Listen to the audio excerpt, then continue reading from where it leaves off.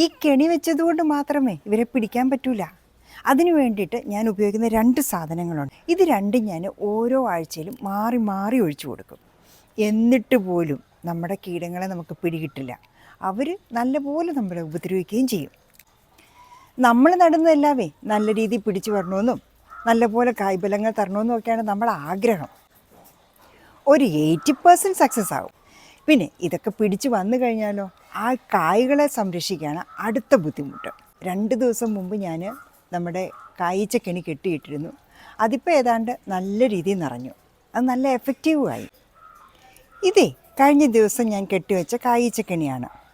ഒത്തിരി ഈച്ചകൾ അതിനകത്ത് വീണ് കഴിഞ്ഞു. ചത്തതും ചാകാത്തതുമായിട്ട് കുറേയേറെ ഉണ്ട്. ഇതിൻ്റെ സ്മെല്ല് അട്രാക്റ്റ് ചെയ്താണ് ഇവർ വരുന്നത്. ഈ കായ്ച്ചക്കണി ഈ ഒരു രൂപത്തിൽ മാത്രമല്ല പല സാധനം വെച്ച് നമുക്കുണ്ടാക്കാൻ പറ്റും. ഈ പീച്ചിങ്ങ എനിക്ക് ആദ്യമായിട്ടുണ്ടായ പീച്ചിങ്ങയായിരുന്നു. നല്ല രീതിയിൽ വളർന്നു വന്നു.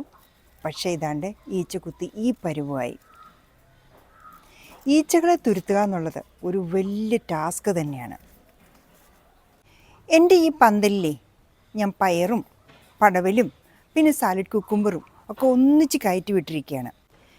പന്തലിൻ്റെ പല സൈഡിലായിട്ട് പല ഭാഗങ്ങളിലായിട്ട് ഞാനിങ്ങനെ കായ്ച്ചക്കണികൾ കെട്ടിത്തൂക്കിയിട്ടുണ്ട്. അതിനകത്ത് കുറേയേറെ ഈച്ചകൾ വീഴുന്നുണ്ട്. പക്ഷേ ഈ ഒരു മാർഗം കൊണ്ട് മാത്രം നമുക്ക് ഈച്ചകളെ പിടിക്കാനോ നമ്മുടെ കീടങ്ങളെ നശിപ്പിക്കാനോ പറ്റൂല. ഇത് രണ്ടും, ഇത് നീം ഓയിൽ മിക്സ് ഞാൻ കടയിൽ നിന്ന് വാങ്ങിച്ചതാണ്. ഇതിനകത്ത് എല്ലാ ഇൻഗ്രീഡിയൻസും ചേർത്തതാണ്. ഇത് നമുക്ക് ഈസി ആയിട്ട് വീട്ടിലുണ്ടാക്കുകയും ചെയ്യാം. പിന്നെ ഉള്ളതാണ് ഇത് ബിവേറിയ. നീം ഓയിൽ മിക്സ് ആണെങ്കിൽ നമ്മൾ 5 ml, അതായത് ഈ അടപ്പിന് ഒരടപ്പ് എടുത്ത് 1 ലിറ്റർ വെള്ളത്തിൽ ഡൈല്യൂട്ട് ചെയ്തിട്ട് എല്ലാ ചെടികൾക്കും ഒഴിച്ചു കൊടുക്കണം. ഇതാണ് ബിവേറിയ.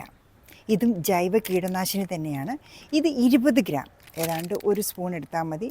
എടുത്തിട്ട് 1 ലിറ്റർ വെള്ളത്തിൽ ഡൈല്യൂട്ട് ചെയ്ത് സ്പ്രേ ചെയ്ത് കൊടുക്കണം.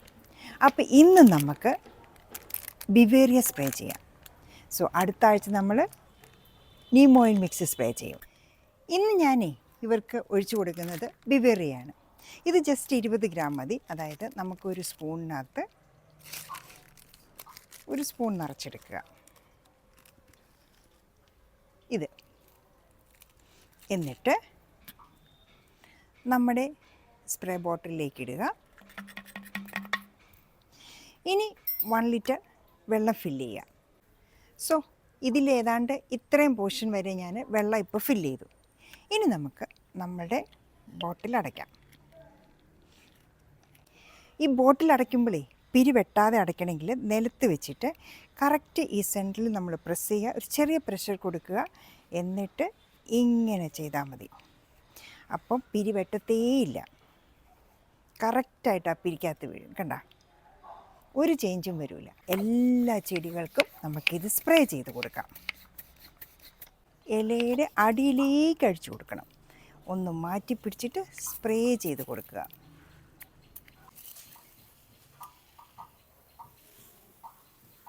പൂവിലും ഇലയിലും കായിലും എല്ലായിടത്തും നല്ല രീതിയിൽ സ്പ്രേ ചെയ്യണം.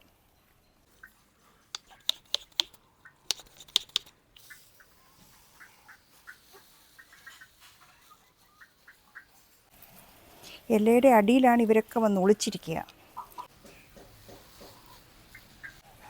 സോ ഇങ്ങനെ മരുന്ന് സ്പ്രേ ചെയ്യുന്ന ദിവസം രാവിലെ വെള്ളം ഒഴിക്കും. അത് കഴിഞ്ഞിട്ടൊരു 2 hours കഴിഞ്ഞിട്ടാണ് ഞാൻ മരുന്ന് സ്പ്രേ ചെയ്യുന്നത്. അപ്പോൾ വൈകുന്നേരം വരെ ഇതങ്ങ് പറ്റിപ്പിടിച്ചിരുന്നോളുവേ.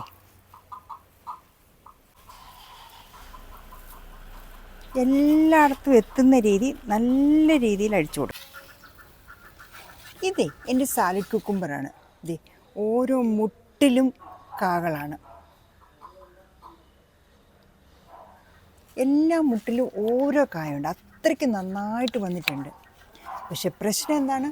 നമ്മളുടെ ഈച്ചകൾ തന്നെ. പയറും ഉണ്ട്.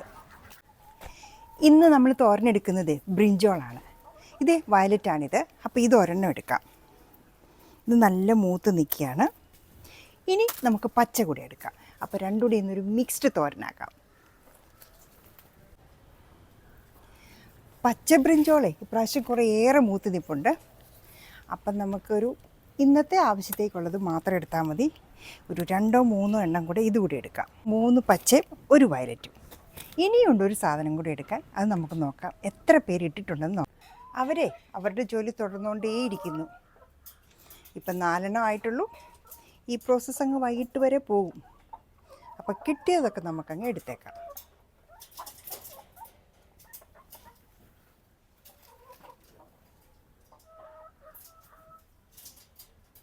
അവരെ 4 എണ്ണം ഇട്ടിട്ടുള്ളൂ. ഇത് വൈകിട്ട് വരെ എത്തും. അപ്പോഴത്തേക്കും ഒരു 12-13 എണ്ണം ഒക്കെ ആവും. അങ്ങനെ ഇന്നത്തെ വിളവെടുപ്പ് ഇതായിരുന്നു.